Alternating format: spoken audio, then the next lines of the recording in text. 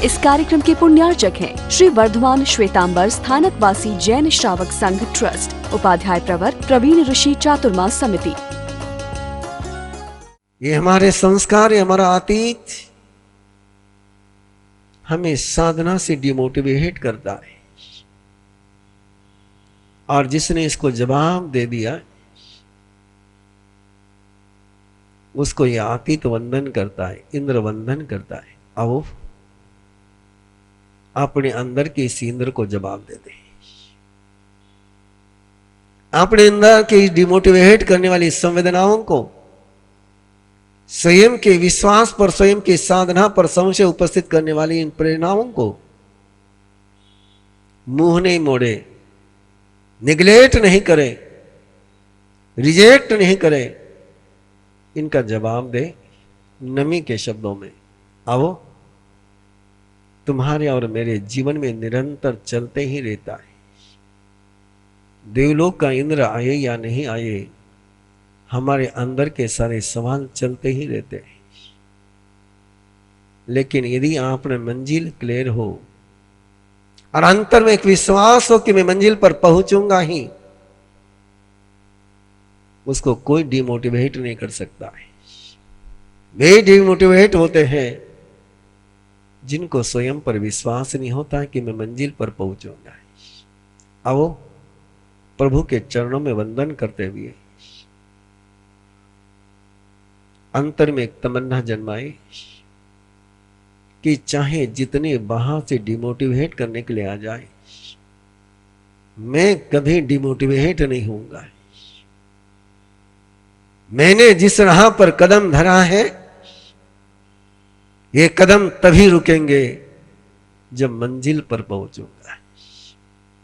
रुकना नहीं, थकना नहीं, रुकना नहीं, थकना नहीं, ये राही तो बढ़ते ही चले जाना है। न मिले मंजिल तब तक तूने सांस छोड़ना ही नहीं है।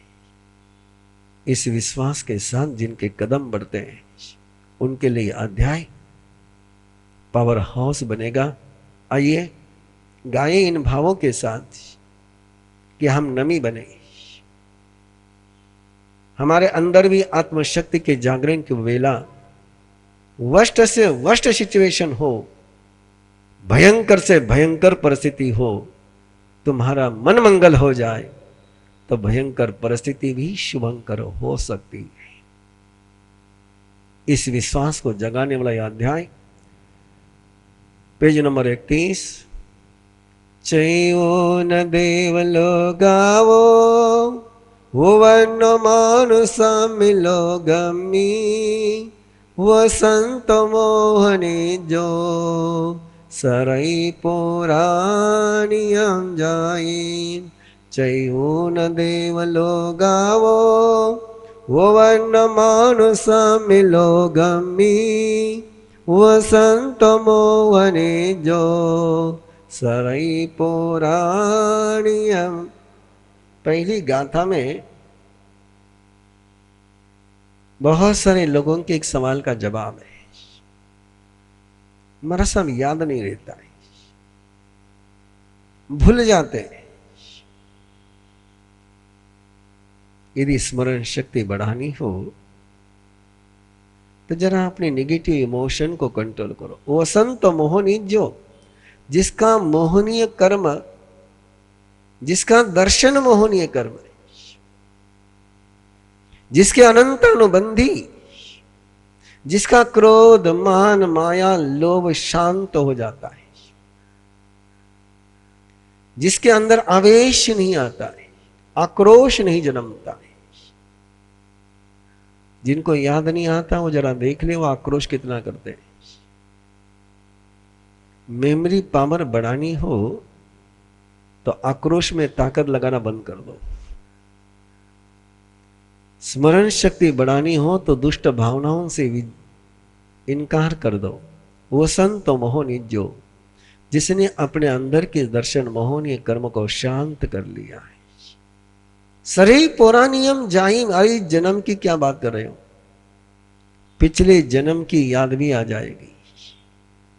इस जन्म का तो याद आ ही जाएगा पिछले जन्म का भी याद आ सकता है। बस जरूरत है इस मोहनी को शांत करने की, जो इन दिनों में एक फ्याड़ चला हुआ है, बड़ी हेवी चार्जेस के साथ फ्याड़ चला हुआ है। रिकन्वेंशन, अपने पिछले जन्म में पहुंचना, पिछले जन्म की स्मृति कराना है। और मैंने बहुत सारे लोगों को पूछा है जिन्होंने प्रयोग करे, उनके जीवन में क्या परिवर्तन आया। आगम में जितने भी जाति स्मरण के पन्ने मिलते हैं, उन जाति स्मरण के पन्नों का एक बार किसी को जाति स्मरण ज्ञान हो जाए और वो पिछले जन्म के किसी नियानी से बंधा हुआ नहीं हो, तो संयम की राह पर चलता है।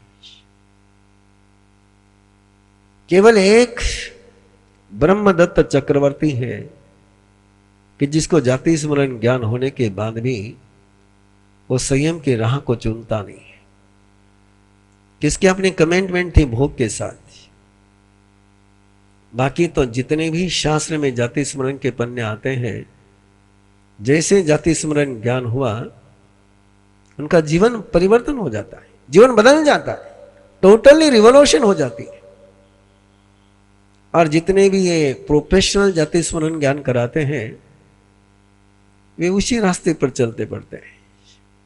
तो जाति स्मरण ज्ञान की कसौटी ही ध्यान में रखना है, और उस स्मरण की कसौटी के लिए किसी प्रोफेशन के पास जाने की जरूरत नहीं है।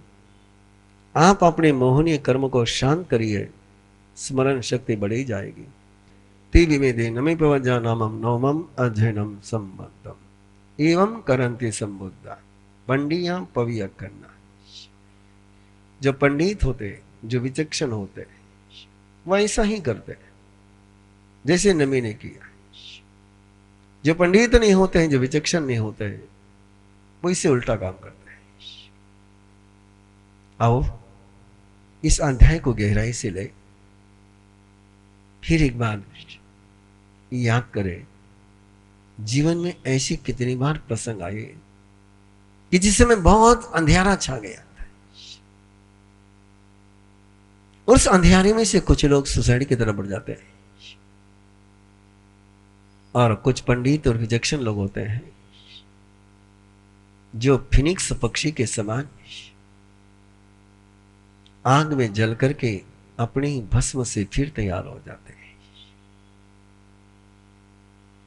परमात्मा उनको नमी कहते हैं, परमात्मा उनको पंडित कहते हैं, परमात्मा उनको विचक्षण कहते हैं, जो वर्स्ट से वर्स्ट सिचुएशन से भी डिप्रेशन में नहीं जाते, तो डेवलपमेंट का रास्ता चुनते हैं। हताशा में नहीं जाते, तो नई राह पर उत्साह से कदम बढ़ाते हैं। मैं भी नमी राजा जिस समय चंदन के लेप के साथ शीतलता का अनुभव कर रहा होगा, उसके मन में भी कभी आया होगा ये इस शरीर के साथ जीने के बजाय तो इस शरीर छूट जाए तो अच्छा है। जिस शरीर में रहने से शांति की अनुभूति न हो, जहां रहना ही परेशानी का कारण बन जाए, ऐसे जगह को छोड़कर चला जाना चाहिए। इतनी ही भावना होती है सुसाइड करने वाले के मन में। लेकिन वो नहीं जानते कि जिसमें परेशानी का कारण है उसी में ही जानदार शान का भी कारण है। जहां से समस्या जन्म रही वहीं से समाधान भी जन्म सकता है। जहां से दर्द जन्म रहा है वहीं से दवा भी जन्म सकती है। यही तो जीवन का गहरा रहस्य है। रोने के पल और हंसने के पल जुदा नहीं होते हैं। जिन पलों में रोया जा सकता है उन्हीं पलों में हंसा जा सकता है। और ये हंसने के पल जिसने खोजे वो नमी राजा बन गया। प्रसंग आप सुन चुके हो। और जब नमी यहां और या मैं कोई भी नए रास्ते पर चलता है जिसको दुनिया को कभी उम्मीद नहीं थी, मैंने कभी सोचा नहीं था कि मैं इस रास्ते पर चलूंगा। ऐसे रास्ते पर जब चलते हैं तो अपने अंदर मन से बहुत सारे सवाल खड़े हो जाते हैं, अंदर एक कोलाहल शुरू हो जाता है, एक शोरगुल शुरू हो जाता है। ऐसा शोरगुल क्योंकि पुरानी सारी धारणाएं समाप्त हो जाती हैं। उन धारणाओं के आधार पर जीने वाले सारे विचार बिखर जाते, साइक्लोन लाते हैं। कैसे देखना उस समय उसके तरफ। जिस समय नमी ने दीक्षा ली, पूरी मिथिला में कोलाहल हो गया। सुवंती दारुना सद्दा पासा ये सुगी सुया।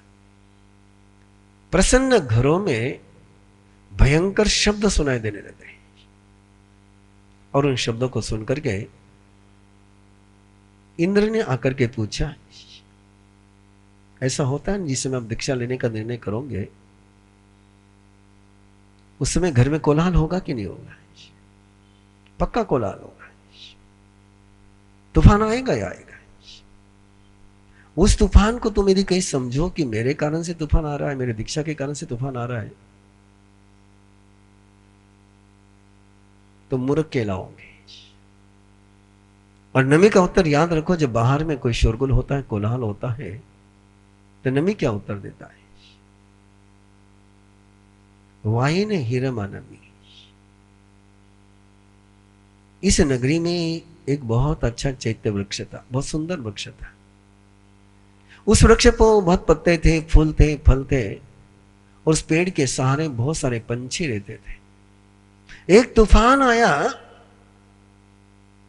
और पेड़ उखड़ गया, और पेड़ के उखड़ने के बाद उसकी शरण में रहने वाले पंछी अपना शरण जाने के कारण से रो रहे हैं। दुहिया असरना अत्ताया ये कंदंती भो खगा। नमी इंद्र से कह रहा है, तुम जिनको रोता हुआ देख रहे पंछी है, ये आदमी नहीं है। दो प्रकार के प्रीत करने वाले होते हैं, एक पंछी की प्रीत होती है, एक मछली की प्रीत होती है। पेड़ उखड़ जाए तो पंछी थोड़ी देर वहां पर चिकते हैं, चिल्लाते हैं, और फिर और किसी पेड़ की शरण में चले जाते हैं। लेकिन तालाब का पानी सूख जाए तो मछली वही तड़प कर मरती है और दूसरे तालाब में नहीं जाती स्वयं। तो ये जो पंछी बिलक रहे हैं, ये किसी की मौत पर या किसी की दीक्षा पर नहीं बिलक रहे हैं, इनका शरण खो गया है, इसलिए बिलक रहे हैं। इंद्र और अपने अंदर भी चलते रहता, कंटिन्यू आप सोचते रहना। आप अंदर से उभरने वाले एक सवाल का जवाब देते हैं, दूसरा सवाल खड़ा हो जाता है, दूसरे सवाल का जवाब देते हैं, तीसरा सवाल खड़ा हो जाता है। लेकिन इन सवालों के जवाब देने ही होते। कभी सवालों को नकारना मत, चाहे स्वयं के अंदर से आए चाहे दूसरों के आए। सवालों को कभी डस्टबिन में नहीं डालना। जिन्होंने सवालों को डस्टबिन में डाला वे बलशाली भीम, अर्जुन और नकुल और सहदेव भी मरणासन्न हो गए। कहानी नहीं दोहरा रहा हूं, केवल याद दिला रहा हूं। महाभारत की कहानी हो। यक्ष ने कहा था पानी पीना है तो पहले मेरे सवाल का जवाब दो, और बिना सवाल के जवाब दिए भीम, अर्जुन, नकुल और सहदेव पानी पीने के लिए गए तो पानी भी न पी पाए, मरणासन्न हो गए। हम भी जिंदगी में जब भी किसी सवाल का जवाब देने से इनकार करते हैं तो जिंदगी का पानी नहीं पी पाते, जीवन का आनंद नहीं ले पाते, समाधि की अनुभूति नहीं होती। जो सवालों का जवाब दे सकता है वह धर्मराज पानी पीने का भी हकदार बनता है और भीम, नकुल, सहदेव को भी जिंदा करने का हकदार बन जाता है। जो सवालों के जवाब देते हैं वो दूसरों को भी मरणासन्न से जिंदा कर देते हैं। इसलिए याद रखना, कभी जीवन में आने वाले सवालों को डस्टबिन में मत डालना है। बहुत लोग मिलते हैं दुनिया में, सवाल मत पूछ, माथा मत खा। माथा नहीं खाएंगे तो क्या घास खाएंगे क्या? दिमाग वाले लोग तो माथा ही खाएंगे, और खाना ही चाहिए। इंद्र ने फिर कहा उसको, अरे तेरा महल जल रहा है, तेरा अंतपुर जल रहा है, जिसमें तूने बहुत सुख के पल बिताए, वो जल रहा है। और बड़ी छोटी सी बात कही यार नबी ने, इंद्र ने बहुत छोटी सी बात कही, बुझाने के लिए नहीं कहा। बोले तू उसको देखता क्यों है? किस नम नाव पेखा,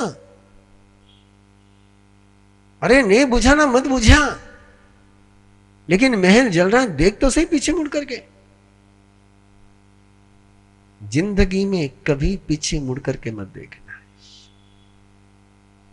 जिन्होंने पीछे मुड़ करके देखा वे न आगे बढ़ पाए न पीछे लौट पाए।